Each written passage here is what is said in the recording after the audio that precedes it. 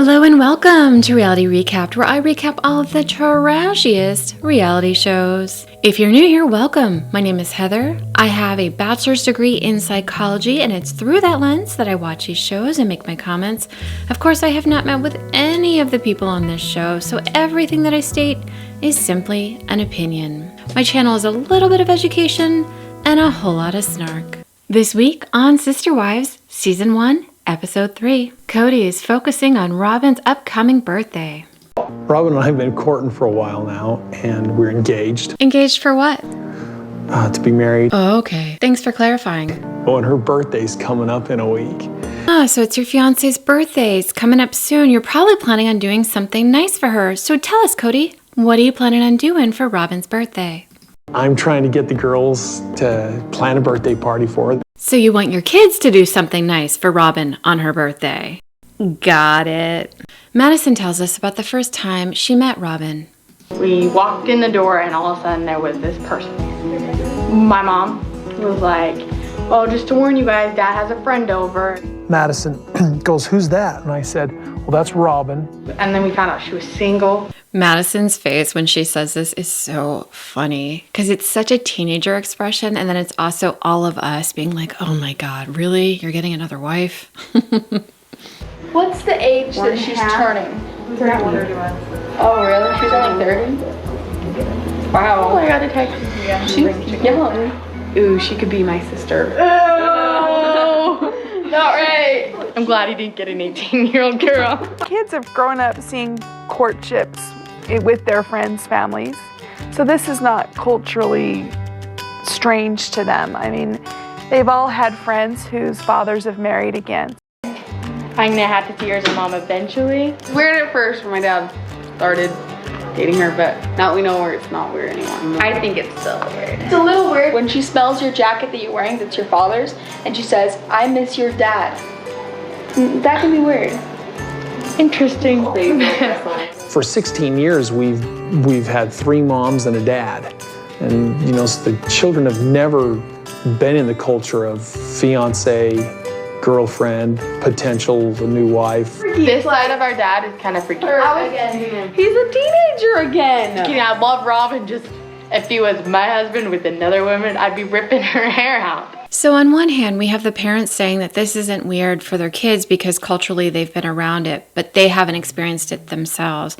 And I think we all can acknowledge that when something is happening within our own home, it's very different than when it's happening to a friend of ours. I also think there's ways to go about introducing somebody that probably could have been improved upon. Like, for example, the kids just coming home and being told that their dad had a friend over. Like, I guess that they were trying to make it seem nonchalant. But when you consider what a disruption adding another person into your family structure is, it almost feels flippant a little bit. And maybe they were hoping that by acting nonchalant about a new person coming in, that the kids would be less resistant to it.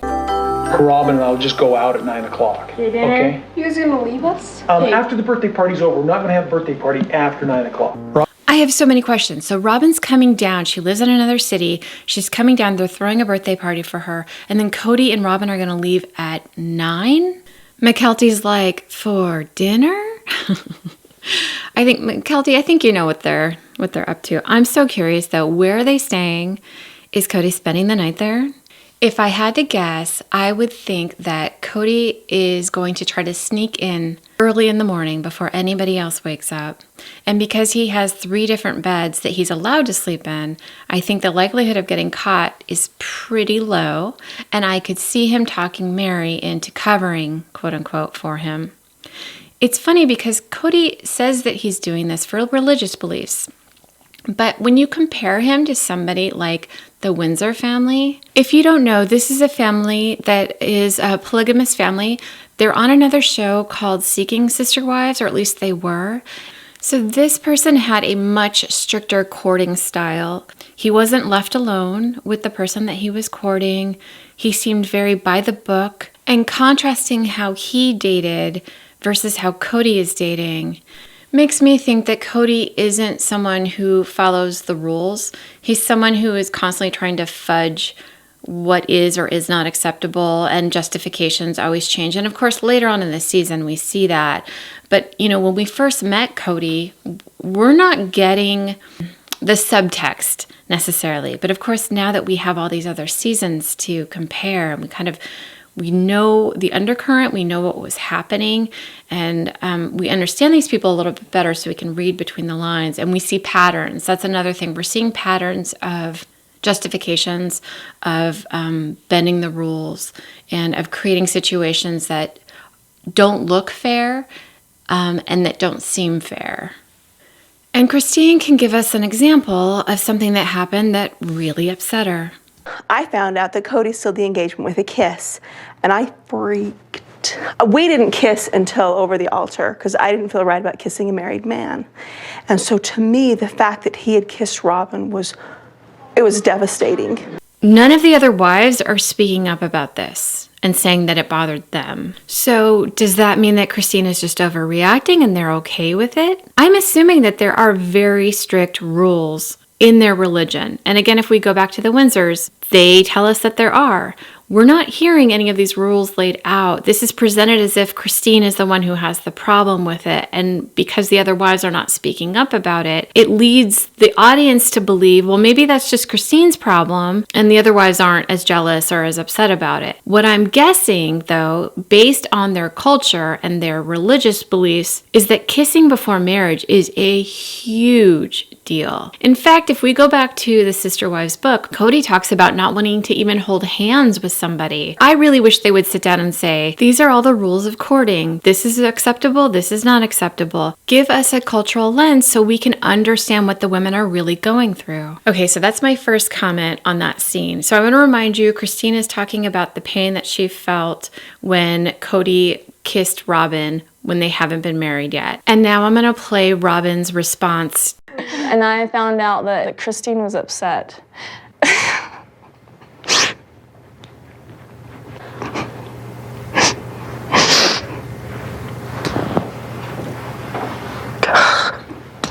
I remember being really upset because I knew I'd hurt you. I knew it would be complicated, but I didn't know it would break my heart as well. Robyn appears to get very emotional, and I don't know because I'm not in Robyn's head, but this looks like a manipulation to me. Again, I don't know. Never talked to Robyn a day in my life. Only watched 17 seasons ever and seen this happen time and time again. But she has a habit of when somebody comes with a criticism of flipping it around, and then it's like she's in more pain. And I wish I could play the clip for you, but dang copyright.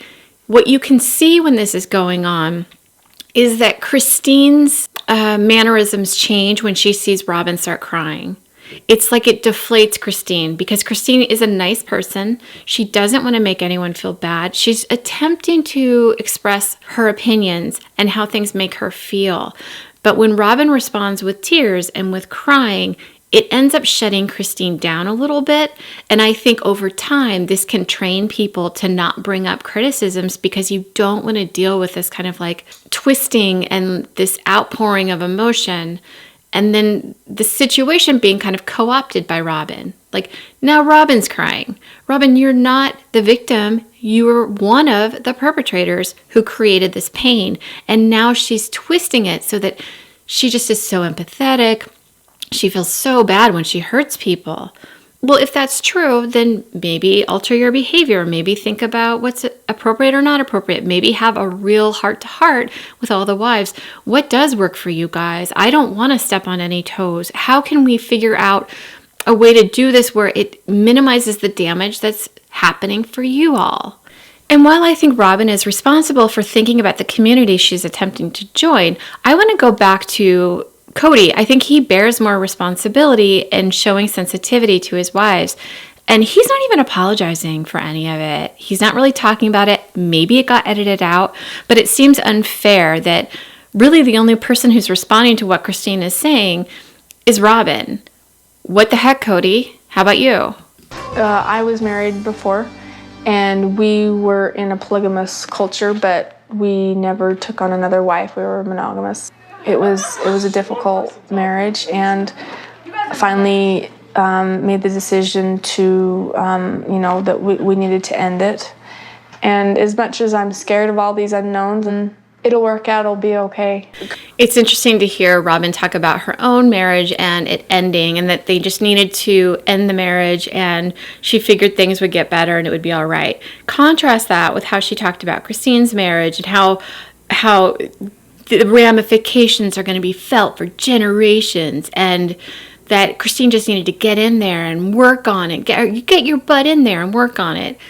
And contrasting that with how she talks about her own divorce that she's already gone through, just everything is so conditional based on who Robyn's talking about. If it's her, that the marriage needed to end. If it's Christine, she's not working hard enough and she's creating damage that's going to last generations. Christine continues to talk about Kody courting Robyn, who still lives away. I think he's gone way too much. I think him going down to see Robyn is tearing us apart a bit. And then again, on one more flip side, she's great. So even though she feels like she's being neglected and it's tearing the family apart, Christine is still trying to be a trooper. And she says, even despite this, she still really likes Robyn. Let's find out how Robyn feels about them. We didn't find out until season 17, episode 17, Robyn's true opinion of the other wives. And it was incredibly insulting. When I came into this family, I knew and I saw that when there's stretch marks and there's weight gain and there's like stagnant, you're being stagnant in the marriage, or there's fights or there's money problems or whatever it is, he still had this romance going with each of them. I saw it. If I'm really trying to understand Robyn's perspective, and it's hard for me to go there, but if I'm trying to, what she's saying is I'm going to be secure in this relationship because he's always going to love me no matter how hideous I get. And I know that because look at these hideous women that he's still romancing. We're going to head back now to season 1, episode 3, Robyn's birthday party.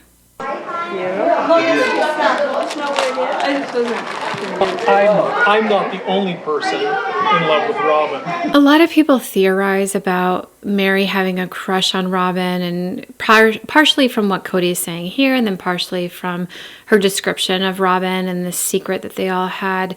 But I really think what Meri is looking for is a way of giving Kody a gift that's going to bring him back to her. I've recently noticed a lot of what I would call clickbait about Meri's sexuality. And I have to say, I don't like people speculating on people's orientation. I don't think it really matters at the end of the day.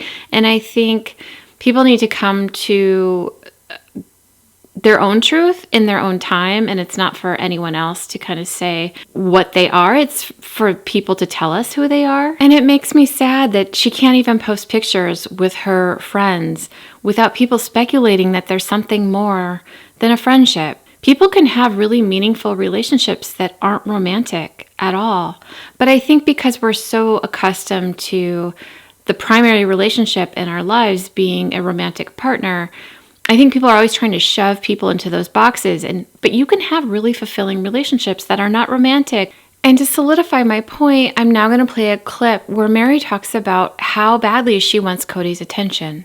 You just have all the emotions, and you just wonder when he's, going to give you the attention that he's given to her, because she is the new thing, the new excitement, and we've been married for 20 years, and I do think I don't want to do this. I'm comfortable with Janelle and Christine.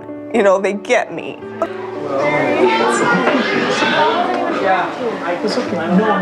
I don't know that I even want to stay sometimes. The only thing that even wants me to stay is my commitment level and my daughter. This is her family, and I wouldn't ever do that to her.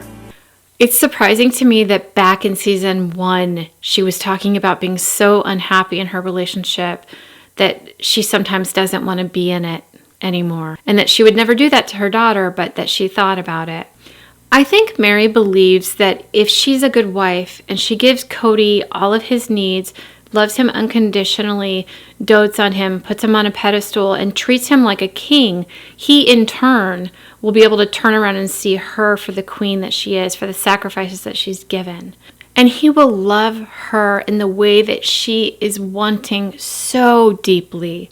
She wants to be seen. She wants to have the same attention that Robyn's getting. She wants the validation that she's important and that she's loved. And how heartbreaking it is to see where she's at in season 1 and know she has 17 more seasons to go before he ends the relationship.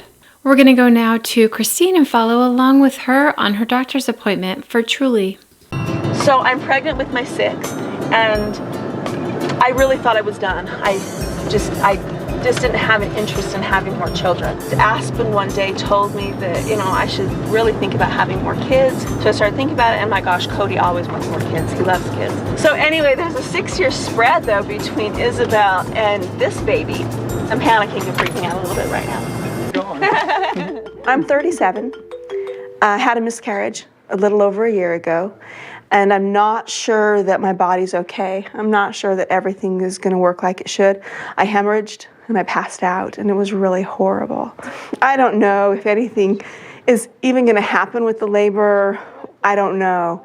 I just look at my age as a factor in that I just want it to go smooth. I love the fact that Truly's a girl because I knew there was a chance we might get one more because Christine might try again for a boy. We're glad she's still a girl. That would have been a strange change. So now I'm really indecisive. I'm looking at my age, I'm looking at 6 kids, and I'm thinking, but then I'm also thinking, another pregnancy, that would be so fun. Having kids with Robyn would be so fun. Ask us in 3 years. It rubs me the wrong way that she just had a miscarriage. She's having a baby. Everything looks good. Everything looks healthy. And he's not even talking about this pregnancy. He's happy that he can talk about future pregnancies. It's like, can we just enjoy what's going on right now? The fact that you're going to have a baby very soon. He's already looking toward the future, and it just makes it seem like he's not connected with like the emotion of what's actually going on. He's just more like gaining tokens, shall we say? And now the episode goes into the whole family going down to help Robyn move. Now, we've got a place that's only a half a mile from the big house. We're not only 40 minutes late, we are like 45. Right now, I'm trying to herd all the the kids, to get them down to actually move. Go tell your mother I want to leave now. Christine, so we got 6. We got 7 kids that are coming. Logan's coming with me. Hunter's with you. Hunter, right here, son. First of all, it's not a circus. It's a goat rodeo. Kody likes to blame the fact that his life is kind of disorganized and they're always late on the fact that he has so many kids. But of course, we saw him go on a vacation, and we'll get to that episode eventually. I don't remember which season it's in, where he went on a vacation with another polygamous family, and they were so organized. And they had everything decided. Everybody knew which car they were in. Everybody knew what food to bring. So it's not necessarily just the size of the family. It's also your organizational skills and you as a leader. I really couldn't get away from work. It was easier for me to kind of stay and watch the children that were still at home, kind of supervise the home front. It's nice. That goes back to that sharing of the duties. I love that Janelle got out of helping Robyn move. Good for you, girl. And she had to stay home and take care of the kids. And she was like, what do I hate more? Moving. It's about dang time that she's moving. Sorry. We're both getting tired from the trip. So are we. It's a long time for Kody to be gone. We know that we're going to be really coming together as a real family, but it's just disjointed having Robyn down there, and it's just be really nice being all together. Welcome. Come on in. We're just packing up the house. Was this filmed in the 70s? That outfit is so bad. Kody and family are going to be here tonight, and we're going to be packing up trucks tomorrow and going to be moving. So that's Madison in the background. How did Madison get there? How long has she been there? Did Kody drop her off like the weekend before and she's been helping Robyn pack? I need more information. We've been wanting to do this move for months, all of us. You know, we've been looking at places, I've been looking for a job. Looking for a job, huh? I don't think that ever ended up working out, did it? This is essentially Robyn's retirement from like childcare, working, saving her own money, paying her own bills. We actually started talking about months ago about having her just move into the house.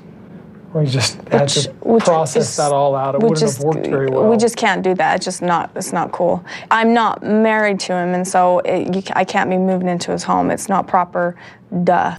Yeah, duh. The wives are like, yeah, and there's also no space for you. Like, the house is already full. It kind of sounds to me like Kody thought it would be a good idea, and then he went to Robyn all excited, and Robyn's like, you moron. No, that's not going to work. Does that scare you? Yes. Really? You don't like us packing up the kitchen? We're gonna pack it up and put it in boxes. I'm going to fully admit that I am being a very nitpicky here. But if you know your kid is feeling scared and feeling overwhelmed a little bit, don't rub it in their face. Like, just go pack. Can you just pack by yourself? Maybe just get Madison. Do you have to make your child, who is already worried and already stressed out, do you have to add to that? Can you just go pack up the kitchen by yourself? Why do you have to, like, kind of rub it in her face and force her to think about it? She's what, 5 there? Like, come on, Robyn. Like, I just don't understand. Your kids are already stressed out. She's telling you she's afraid of something. It might seem silly to us as adults, but you know, like, can't we just bear some of the weight for our kids and not rub everything in their face? All right, that's me being nitpicky. I fully acknowledge it, so whatever. I grew up where I had to hide who I was. This television show will be a humongous shock to like all of my high school class and anybody that knew me, because I actually grew up this way, of this faith. There was times when I couldn't claim my dad as my dad, kind of a thing, and he couldn't claim us. We've definitely heard this happening with other families, but what's the difference? They all live in the same frickin' city. Robyn's situation is totally different because she did not live in the same city with her stepfather and his other family. They lived in a completely separate state. So I think Robyn is attempting to kind of pull at the heartstrings a little bit, because we can all imagine it would be hard to see our father out in the world and have to pretend like he wasn't attached to us in any way. That would be challenging, but I'm not convinced that that was Robyn's experience. Robyn tells us about Dayton's autism and that he's on the spectrum, and she says that she's worried about moving him and disrupting his schedule. But I'm just praying that what I have to replace it with will be even better. And Christine had the same reasoning. I'm taking Truly away from this situation, and she's going to be surrounded by people that love her and care for her, and she's going to have that close family unit that I always wanted. So Robyn is saying the same thing that Christine said. Of course, their response to what Christine said was like, no, this is going to be damaging to her. This is going to have ramifications for generations, etc., etc. So if Robyn can do this and it's a great thing for her kids, why can't Christine also? Why are there two different narratives regarding the same exact action? I'm here to help Bertie move. Pack up. Again, more people helping Robyn. As I'm going through all of the footage of them filming Robyn move, kid you not, I don't see her holding, packing, or touching any boxes, moving anything. It's pretty surprising that they weren't able to catch her with like one box in her hand. I'm not saying she didn't move anything. I'm just saying there's no evidence of her moving anything. It's funny to see how open Madison was, because I know that their relationship has really disintegrated over time. So Robyn apparently was giving everybody else nicknames, and so Madison decided to give Robyn a nickname, Bertie. I don't think we hear it ever again, but we will find out because I'm going through all of these episodes. But when asked about their relationship, this is what Robyn says. Madison, I love that girl to pieces. I absolutely love Madison. Sorry. This is classic Robyn. I'm so emotional and I feel things so deeply, but I'm not actually producing any tears. It just seems really, really calculated and manipulative. But of course, when I saw this the first time, I didn't clock it as that. I thought, oh, she seems really sweet. It does seem like she really cares about everybody. Having seen that her patterns and what she does in the future, it doesn't really hold for me, especially when you consider, like, if she has such a tender heart, wouldn't you tell your husband to go and support his daughter when she goes through major surgery? Would your first consideration be like, you can't be away from my children for more than 4 days? Like, that's not someone who's giving and loving. That's someone who's calculated and manipulative, in my very humble opinion. The producers ask Madison what she thinks about a polygamist lifestyle. I love my family and I wouldn't want it any other way. But for me, Just one guy? yeah, I just want one. Well, me and you and him, huh? Yeah. And you won't get to have cool people like me coming to your house. She does not want to live this lifestyle, which is fine. You know, every child is going to have their choice, and we're going to support them and love them through all of it. So Robyn says this, but do you remember when the anthropologists were around her kids? And the anthropologists were talking about the fact that, yeah, you don't have to get married nowadays. You can stay single. You can choose to not have kids. And Robyn got really upset because she did not want her children to hear those things. Another example of Robyn being a bit controlling about what the kids are exposed to is when Madison and I believe some other kids were talking about going to a youth group, and Robyn had a real problem with them going to a church where it wasn't exactly what they believed in. So I think Robyn really tries to present as an open person, and whatever her kids decide, it's great. But she's very careful about what they're exposed to, which kind of tells you that she has an agenda of what she wants them to do in their lives. And she's very aware that if they're not exposed to other opportunities or other options, they're more likely to follow her footsteps and her belief systems. So the whole Brown family arrives at Robyn's house. Kody's in the truck. Everybody else is in their vehicles. They kind of descend upon this street, and I've been paying very close attention to whether Robyn is actually helping herself move or whether it's just everybody else. Kody and Meri move a couch together. Kody and Meri load an entertainment system. Madison and Mariah load the car with all of Robyn's clothes. Meri and Mariah load up the trailer. And what was Robyn's contribution? What did Robyn help with? Robyn may or may not have folded a blanket. That's all I see her doing. And what thanks does Meri get for helping him move his fiancée into town? He calls her the moving Nazi. Son, she is organizing your life so that your fiancé can move down. Maybe, I don't know, practice a little gratitude around what she's doing. I would love to see Kody and Robyn in their lives now and see them try to do anything, because the majority of the work got done by the other wives and the kids, and they don't have those resources anymore. I would love to sit back and watch them try to figure out how to move now that they don't have all of this free labor and these women around to solve everything for them. You're painting me as impotent here. I'm not a guy walking around with a finger in my nose and then the other one in my nose. Yeah, sorry about that, Kody. I kind of call him as I see him. And I think it doesn't really matter if you don't have fingers shoved up your nose. You're still a bit of a train wreck. That is a very low bar. But I don't have fingers shoved up my nose. We knew that Robyn had to be moved, and we knew that we wanted it to happen, and so we were going to help make it happen. So again, they miss their husband, so they're going to move the girlfriend down because they know if they wait for Kody to do it, it's going to take forever to get that taken care of. And we know Kody's getting serious because he's putting on his gloves.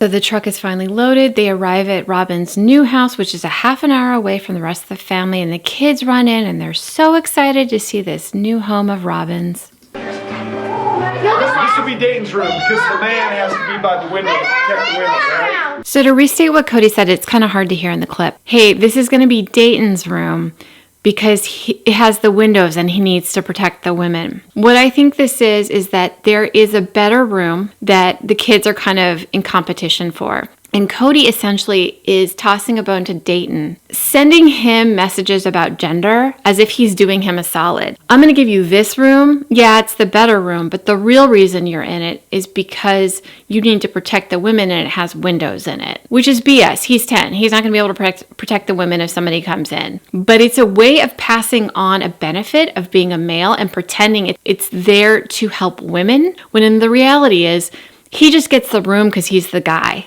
That's the reality of what's going on, in my very humble and sometimes incorrect opinion.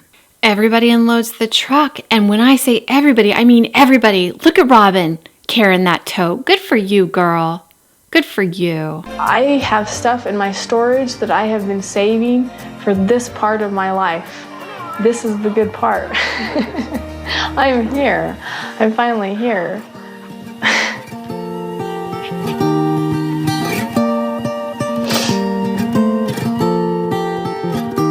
Yeah, she doesn't cry this time either. All right, everybody needs to pay attention. We need to start hauling it off. Okay. You see those accordion doors there? It's all yours now. No, you have to know how to do things like one. Why? Because, Kody's gone sometimes and you just have to do things by yourself. And sometimes your husband gets a fiance and she moves into town, and so you need to figure out how to fix up her dryer. I have a brief announcement. I'm going to change my upload schedule from weekly to every other week. So I'm going to start uploading on Sundays. The next episode that I will upload will be on the 12th of March. And then the one after that will fall on the 26th, and so on and so forth. I hope you understand. I just needed to pull back a little bit to have something a little bit more manageable with my schedule. That's it for this week, you guys. Thank you so much for watching. If you enjoyed the video, please consider liking and subscribing. It makes a huge difference on my end, and it doesn't cost you a thing. Have a wonderful week. Until next time.